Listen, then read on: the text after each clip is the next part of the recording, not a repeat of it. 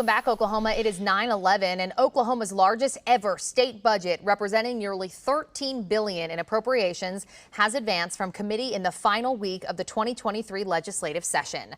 It's a lot to talk about. So here with us today to break it all down, we've got Senate Pro Tem Greg Treat. Welcome in, Senator Treat. Thank you for having me. So let's talk about the allocation here in the budget. A big portion of that is for the Department of Education, nearly $4 billion. I want to talk about the part of that that includes teacher pay raises. We've been getting a lot of questions on that. Talk to me about what that portion of the budget allocates for teacher pay raises and how y'all came to that number. Yeah, for teacher pay raises, we have about $286 million in there that gives every teacher anywhere from $4,000 to $6,000 pay raise. And it's been negotiated throughout the session. Senator Pugh from Edmond put in a lot of work over the interim to come up with a plan for years of service. So 0 to 4 years gets $3,000, 5 to 9 gets $4,000, all the way up to anyone who's been in the classroom 15 years or longer gets a $6,000 pay raise. And so we want to make sure we keep pace. We made a huge infusion in 2018. And we need to keep pace with the region to make sure we attract the best and brightest into the classroom. Obviously, a huge portion of the session was dedicated to talking about the school choice tax credit, right? Big topic of conversation. The plan currently consists of $150 million for the private school tax credits, and then that's based on income, as I was reading. That was a big point of kind of contention. So how was the agreement reached on the school tax credit here?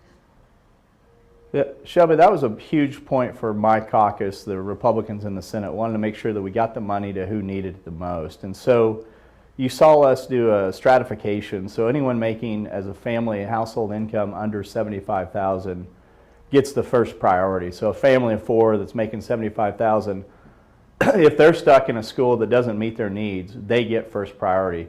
But people can qualify all the way up. There's no actual income limit. There's just a cap on how much we're going to spend. So as you go through the prioritization, once we reach $150 million in the first year, that will be capped. We won't go beyond that. And then the second year will go to $200 million, and the third year and years thereafter will be at $250 million. We'll be able to help a lot of Oklahoma families reach dreams and change generationally for these families for the better. Switching gears here to some tax cuts, specifically the state grocery tax cut will not be happening this year, though it was one that was talked about a lot as one of the governor's priorities. Why won't that tax cut be happening this year, and can Oklahomans expect any other forms of tax relief? You know, when you look at the overall state budget and trying to make sure that we can sustain year over year, the grocery tax just didn't make the cut in all the negotiations this year. We did cut the franchise tax, and we are cutting what's the marriage penalty. Right now, you actually pay more if you're married filing jointly in Oklahoma. It's a slight difference, but it's a difference we needed to fix, and I'm proud that we fixed that this session through our negotiations. We can continue next year to discuss what the best tax policy is.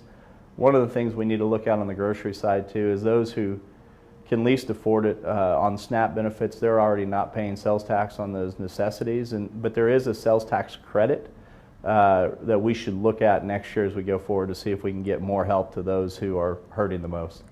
I want to get your reaction from some Senate Democrats as well. We had Democratic leader Kay Floyd say this, quote, I'm just going to read it. Republicans have released a last-minute budget crafted by a small few behind closed doors. Oklahoma families are not asking for vouchers or tax cuts. They want quality education for their kids. And that quote goes on to say, but based on what I read you there, what is your reaction to those Democrats there? I absolutely love Senator Kay Floyd. She's a great person, respect her immensely, just disagree with that. This budget's been crafted since the interim, and families do want choice in their educational needs. We've got to get families who are trapped in schools that may meet the needs of 99% of the kids, but we can't leave that 1% behind. We've got to be able to make sure that families have the situation that best meets their kids' needs. If it's a public school, great, that's awesome. We don't want to deny you that. That's the reason we made record investments in the public school side. But it doesn't meet the needs of all families. And so we're going to afford those families an opportunity. We don't have a chance to redo anyone's childhood. So if kids are sitting there and they're 14, 15 years old, we can't say we hope it improves for you in the next 3 years. They're going to be out of that situation and on to either college or productive jobs. we've got to make sure that we invest in children now, regardless of the means of their education.